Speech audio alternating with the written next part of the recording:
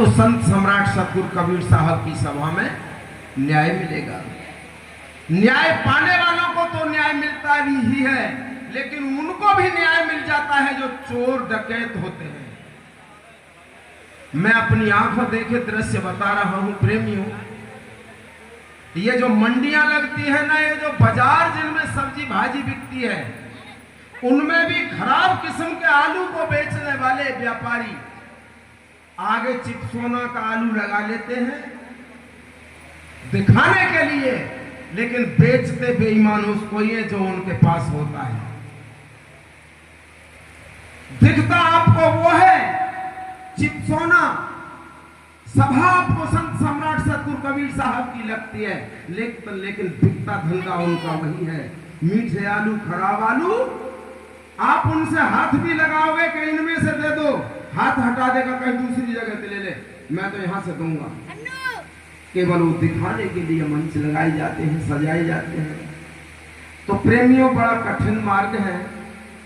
मैं तो ये कहूंगा कि समय समय पर इन ज्ञान आत्मन संत गुरुओं के वाक्यों को श्रवण कराने के लिए जो हमारे संत महापुरुष लगे हुए हैं, बहुत बहुत धन्यवाद की बात है। एक पद की सेवा दूंगा आपके बीच में, श्रवण करें।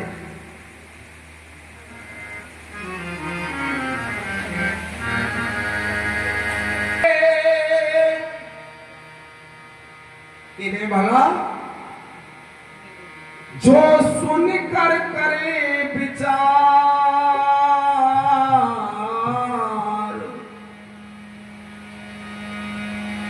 सूरदास की स्त्री किसको करे श्रृंगार। अगर ज्ञान आत्मन संत गुरुओं के वाक्यों को श्रवण कर आचरण में धारण करने के लिए श्रवण द्वारे से लेकर हृदय मार्ग से होते हुए विवेक मार्ग को ले गए, तो यही आपके कल्याणकारी बन जाएंगे सब। प्रेमियों, अन्यथा तो अंधे व्यक्ति की पत्नी पूरा श्रृंगार कर ले, बड़ी सी बिंदी लगा ले, अच्छा सा कलर लगा ले, उसको रिझाने के लिए, तो उस अंधे पति के पास आंख ही नहीं है, तो उसका श्रृंगार कुछ मायने रखेगा क्या?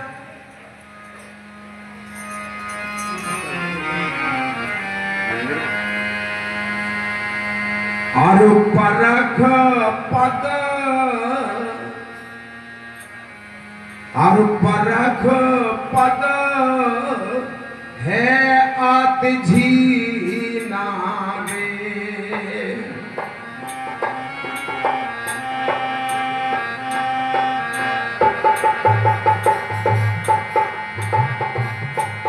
परख पद है आतिजी नावे।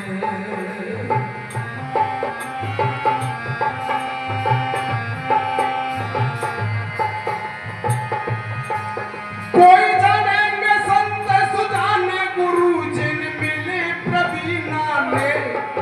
परख पद है तो आतिजी नारे। परख पद है आतिजी नारे।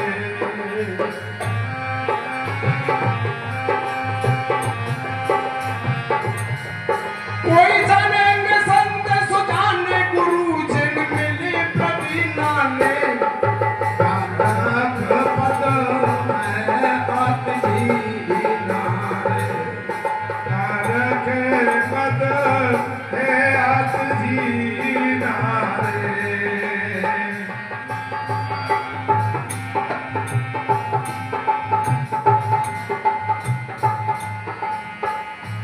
प्रेमियों, कितना झीना मार्ग है परख पद। बड़ी कठिनाई आती है इस पद पर रुकने के लिए। उस समय, जिस समय राग द्वेष ईर्ष्या के वशीभूत भास अध्यास अनुमान और कल्पना का विलोपन हो रहा था, बड़ा सोचनीय विषय था। अपनी बात को कहने की भी इतनी मजबूरी थी कि ज्ञान आत्मन संत गुरु कह नहीं पा रहे थे, लेकिन फिर भी उन्होंने अपनी बात को कहा था। परक पद है अति छीना रे, कोई जानेंगे संत सुजान गुरु जी ने मिले प्रवीणा रे। अपने गुण का परिचय देते हुए संत सम्राट सतगुरु कबीर साहब ने मूल बीजक के अंदर एक लेख आता है जिसमें कुछ संतों को अवधू कह करके नवाजा है। अवधू शब्द उनके लिए उच्चारण किया है बिना वधू बिना गृहस्थ के जीवन यापन करने वालों के लिए। गृहस्थ को त्याग कर तो चले गए, लेकिन पद पर नहीं ठहरे। उनके लिए अवधू शब्द से नवाजा। अवधू अमल करे जब पावे, जो लग अमल असर नहीं होवे, तू तो लग पारे ना आवे पावे। बिन खाए फल स्वाद बखाने, कहतन शोभा आवे। साहब कहते हैं भाई तुमको ये बात शोभा, फल को तुमने खाया ही नहीं है, उसके स्वाद की। बिन खाए फल स्वाद बखाने, कहतन शोभा आवे। और बिन गुरु ज्ञान गांठ का हीना, तू निज की वस्तु भुलावे। अब तू अमल करे जब पावे। ऐसे समय में जब साहब कबीर ने ये बात कही होगी कि बिन गुरु ज्ञान गांठ का हीना, तो विकल्प बना था कि तो क्या हम गुरुमुखी भी नहीं है? तो उधर से जवाब मिला साहब कबीर का, सो तो आप नहीं हो, तो फिर हम गुरुमुखी नहीं है, तो फिर हम कौन है? तो साहब कबीर कहते हैं कि आप गुरुमुखी नहीं हो, आप परमात्मा मुखी हो। और परमात्मा मुखी वो जीव होता है जो गुरु के सिर पर पैर रख के परमात्मा को टच करने की कोशिश करता है। परमात्मा को जो ढूंढता है उसके लिए गुरु बहुत छोटा पद बन जाता है। गुरु के सिर पर पैर रख करके परमात्मा को छूने वाले के लिए साहब कबीर कहते हैं गुरुमुखी नहीं हो सकता, परमात्मा मुखी हो सकता है। इसलिए तुम परमात्मा मुखी हो, ईश्वर मुखी हो, गुरुमुखी नहीं हो। प्रेमियों, इस मर्म को जानने के लिए हमारे ज्ञान आत्मन संत गुरु ने दिन और रात एक करके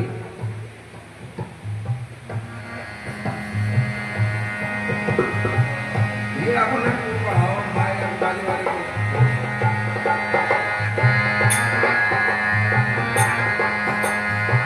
सर्वो ऊपर पारक पद है, सोई रे तेरा स्वरूप मानव, सोई रे तेरा स्वरूप।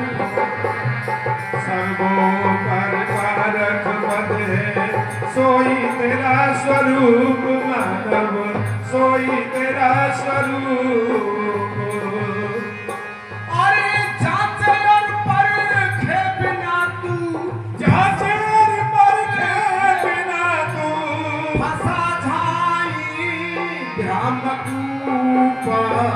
नाहे तैन चेतन की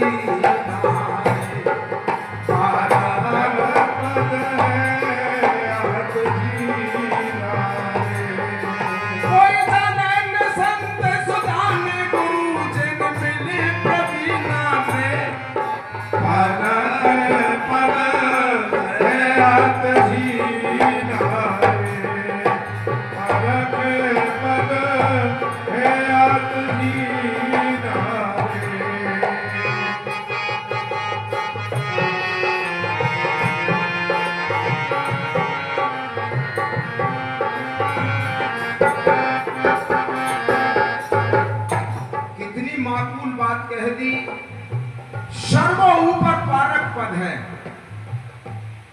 सोरे तेरा स्वरूप। मानव जो सर्व ऊपर पद है वो तेरा है। चींटी से लेकर हाथी तक प्राणियों में जीवन यापन कर रहे इस पृथ्वी पर जीवों में सबसे उच्च और बड़ा दर्जा तेरा है रे। वो किस बल पर ऊंचा है, क्यों बड़ा है तेरा ये दर्जा। साहब कबीर कहते हैं इसलिए तेरा दर्जा बड़ा है क्योंकि तू प्रैक्टिकल से सीखता है, प्रैक्टिकल करके सीखता है। और बाकी प्राणी चाहे पशु है चाहे पक्षी है, चींटी से लेकर हाथी तक ये प्रैक्टिकल से सीखते नहीं है।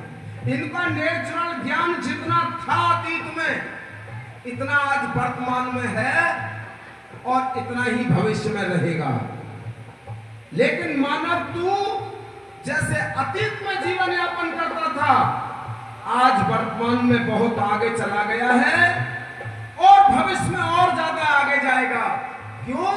क्योंकि तू निरीक्षण, परीक्षण, विश्लेषण से निष्कर्ष निकाल के कार्य करता है।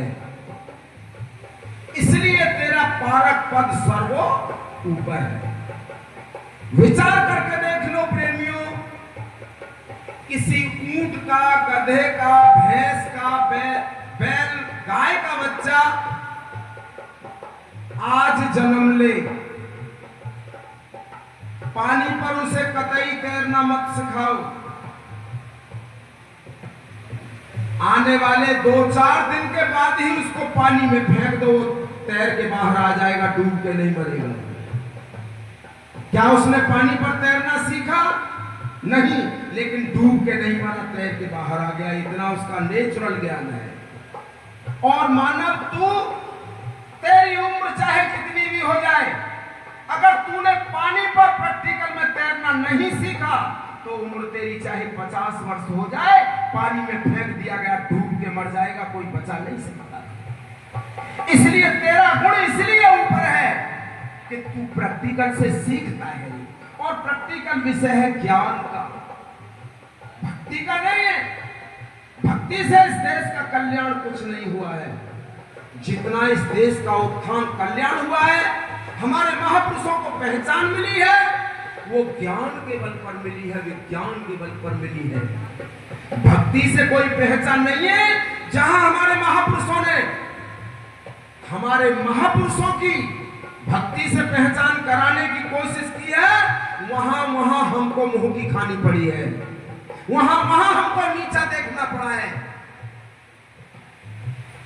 इसलिए ज्ञान मार्ग में भक्ति मार्ग से ज्यादा बल है।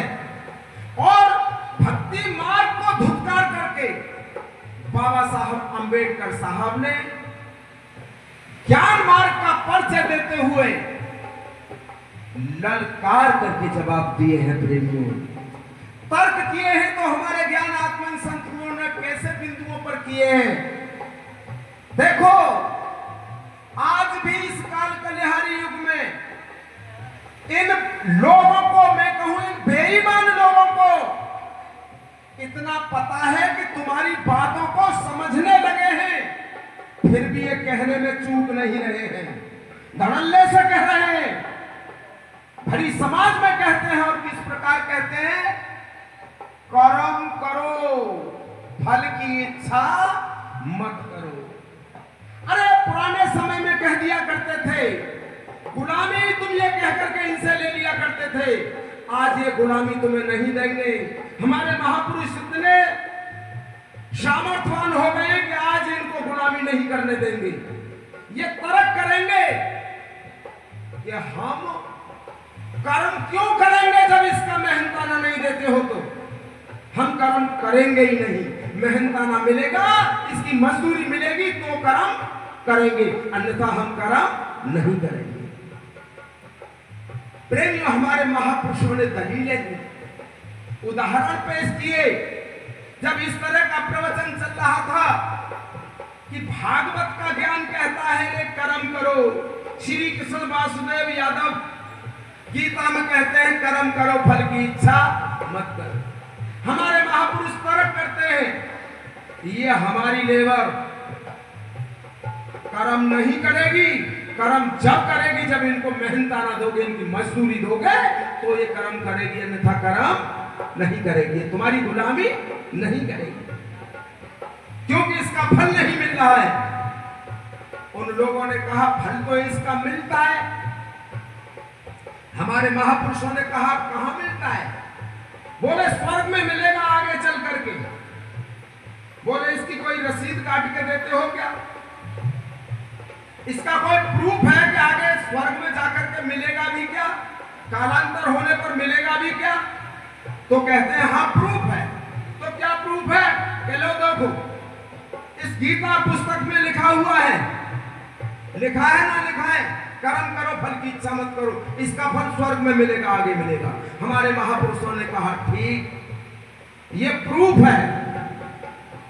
एक बस्ती में जाते हैं, हमारे महापुरुष ऐसे जीर्ण शरीर वाला, कमजोर शरीर वाला व्यक्ति ढूंढ करके लाते हैं, जिसके परिवार में 6 और 7 की संख्या खाने वाले लोगों की है, बच्चों की है, छोटे बच्चे हैं, माता पिता वृद्ध हैं, घर का मुखिया असाध्य रोगी हो गया है, बीमार हो गया, कमा नहीं सकता। जब कमा नहीं सकता तो परिवार डूब जाएगा। ऐसे व्यक्ति को लेकर के आते हैं हमारे महापुरुष, कहते हैं जी देखो ये बहुत जीर्ण शरीर वाला व्यक्ति है, इसके ऊपर कोई परवरिश करने वाला नहीं है, यही घर का मुखिया था, यही असाध्य रोगी हो गया है, इसका परिवार डूब जाएगा, इसको इस जन्म में दे दो, इसका परिवार पल जाएगा, अगले जन्म में चुकता कर लेना। जब ऐसा कहा गया तो बेईमान नाट गए, बोले ऐसा नहीं हो सकता। तो फिर ऐसा कैसे हो जाता है कि अगले जन्म में इसको मिल जाएगा? ये मत बोलो कि कर्म करो फल की इच्छा मत करो।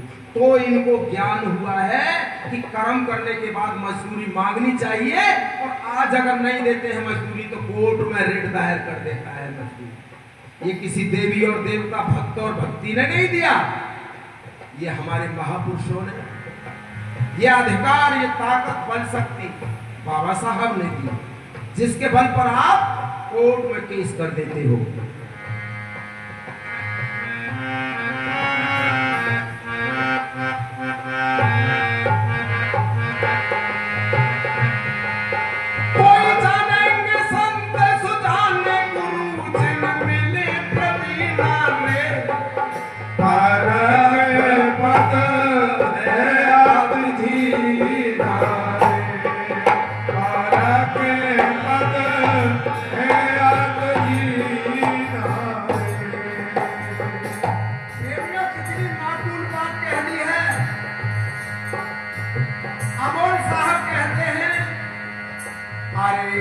पक्षी और कीट पतंगे सब आधीन तुम्हारे में,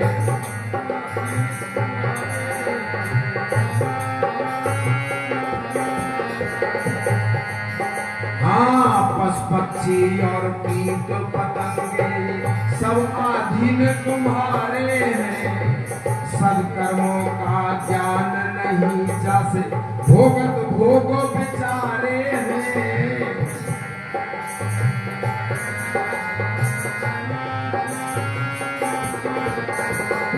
तेरे तुम तो इनसे भी, हाँ तुम तो इनसे भी और रह रहे रे, पिछार परख पद पारक होते तो रे भारत के नर नार परख पद पारक।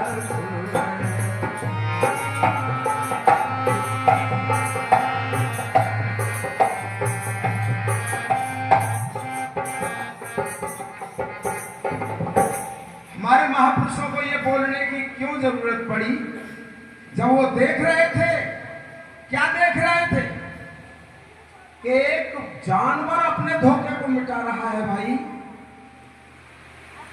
पत्थर के टुकड़े को तराश करके चूहा बना करके बिल्ली के सामने पेश कर दो, बिल्ली एक बार सूंघ के देखती है, अलग हट जाती है, ये तो पत्थर का है। निर्णय कर दिया बिल्ली ने, जानवर ने निर्णय कर दिया ये तो पत्थर है, चूहा नहीं।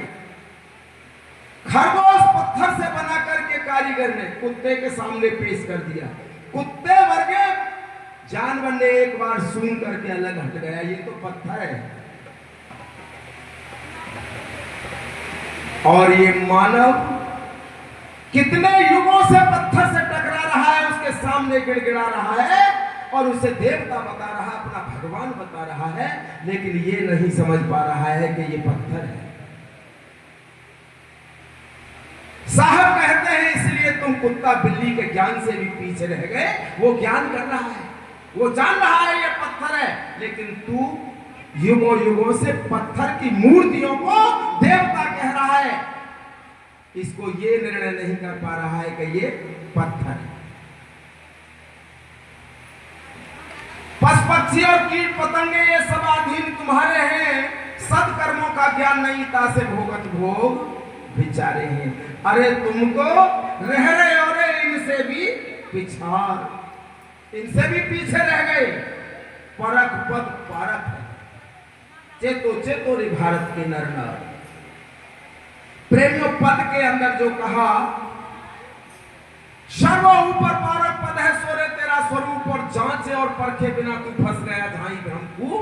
नहीं तूने चेतन चीना रे, तूने चेतन का ज्ञान नहीं किया रे, इसलिए तू पत्थर पाषाण से टकरा गया, कहीं पानी से जाकर के टकरा गया। देखते हैं कहीं पानी गई हाथ जोड़ के खड़ा है, हे तू ही मेरी मैया है, तू ही मेरी खिवैया है, और वो तो पानी है भाई। वो पानी क्या तुम्हारी बात सुन रहा है क्या? अरे वो पानी तुमको नहीं जानता है भाइयों, तुम पानी को जानते हो, पानी तुम्हें नहीं जानता है। अगर पानी तुमको जानता तो आज गंगा में डूबने वाले डूबते नहीं, क्योंकि गंगा नदी पर जो भी गए गंगा के भक्ति ही तो गए। जो गंगा को नहीं मानता वो तो नहीं गया। तो किसी के घर डुबा करके मारने के लिए गंगा आई क्या?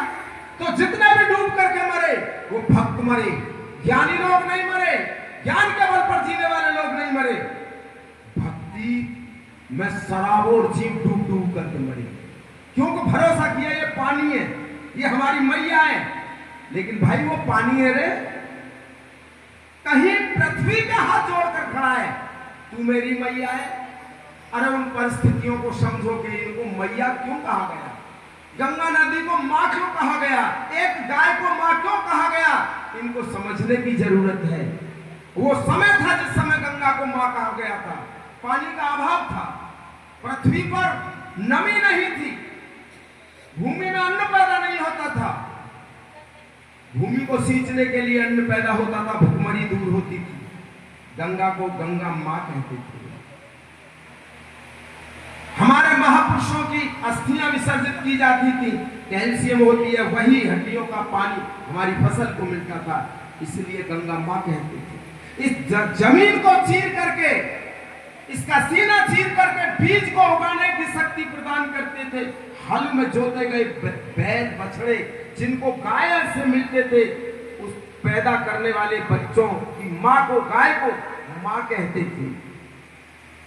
एक मुझे छोटी सी बात याद आ रही है, हमारे रूढ़िवादी समाज में आज भी जब ब्याह शादियां होती हैं तो घूरा भी पूछता है, घूरा जिसको पूरा कूड़ा इकट्ठा करके डाला जाता है, उसको भी पूजते हैं ना, आज भी पूजते हैं। क्यों पूजते हैं उसको?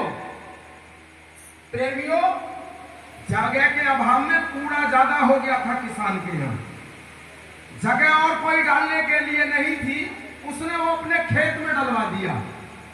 ये ज्ञान तो नहीं था कि इससे फसल ज्यादा पैदा होगी, लेकिन वो डलवा दिया तो उस वर्ष फसल ज्यादा पैदा हुई। जब ज्यादा फसल, और उस समय से उसने घूरे की पूजा की, भाई इसकी बदौलत है जो ज्यादा पैदावार हुई, मेरी बेटी के भी पीले हाथ हुए, घूरे की भी पूजा करने लगे। तो भाई इनके पीछे कुछ राज था, लेकिन ऐसी बात नहीं थी जो अंधभक्ति से उनके पीछे दौड़े चले जा रहे। उनको जानने और समझने की जरूरत है। प्रेमियों, इतनी माकूल बात कही है, और जानी तो पूछा नहीं रे, समझ किया नहीं कौन। जानी तो पूछा नहीं रे, समझ किया नहीं कौन। अरे अंधे को अंधा मिला तो राह बतावे कौन। पारखी गुरु नहीं चीना रे। पद है आत जीना रे। कोई जानेंगे संत सुजाने गुरु जन मिले कभी ना दे। भारत पद है आत जीना रे। भारत पद है आत जीना रे।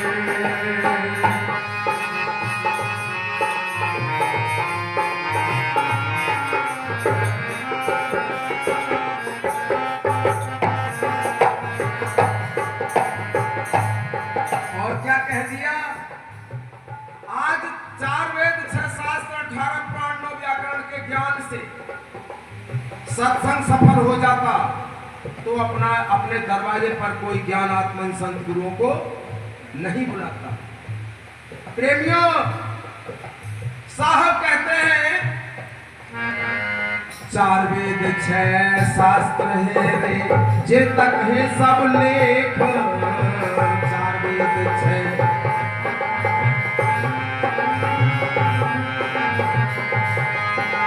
मत कबीर का श्रेष्ठ है रे, तू अंदर घूस के देख। मिले तुहे तब ही नगीना रे। भारत पद है आत जीना रे। कोई जानेंगे संत सुजाने गुरु जग मिले प्रतिमा दे। भारत पद है आत जीना रे। भारत पद है आत जीना रे।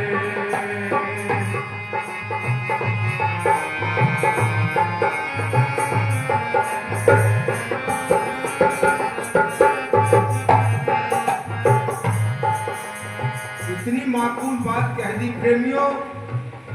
4 वेद 6 शास्त्र है, जे तक है सब लेख। इनमें सभी राइटरों की मेंटलिटी लिखी हुई है, उनकी जैसी सोच थी वैसा लिखा हुआ है। निर्णय नहीं दे सकते कि ये ज्ञान है। आपको अपनी बुद्धि से परखना होगा कि इस ग्रंथ को पढ़ने में तुम्हारा हित है या अहित है। 4 वेद 6 शास्त्र हैं, जे तक है सब लेख।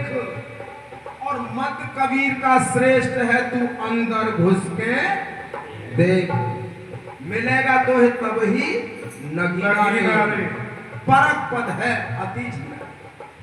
जब शब्द के निरीक्षण में जाएंगे, परीक्षण में जाएंगे, विश्लेषण में जाएंगे, तो निष्कर्ष निकालने पर आपको पता लगेगा। जब आप मूल पद को जान पाएंगे, समझ पाएंगे। अगर ज्ञानात्मन संत गुरुओं के अगर वचनों को सुन करके श्रवण द्वारे से हृदय मार्ग को होते हुए विवेक मार्ग को नहीं ले गए, तो ये प्रपंची लोग आपको वहीं पहुंचा देंगे। पटक सर को तू मारेगा मूल पत्थर और पानी में।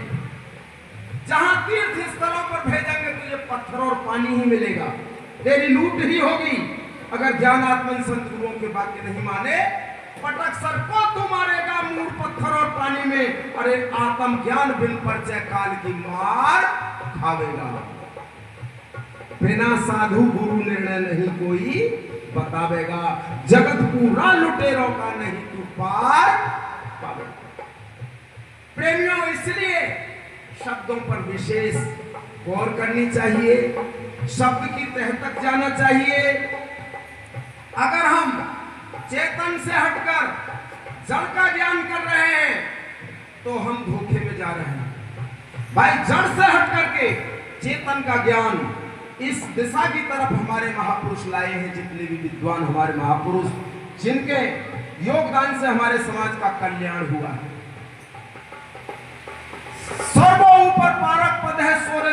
स्वरूप, इस स्वरूप को पहचानो, जानो, तब कुछ कल्याण हो पाएगा। प्रेमियों, समय का भी हम लोगों को ध्यान रखना होगा। तो जरूर मैं इस समय में से एक छोटा सा दृष्टांत आपको सुनाऊंगा, ध्यान पूर्वक सुनना प्रेमियों। कोई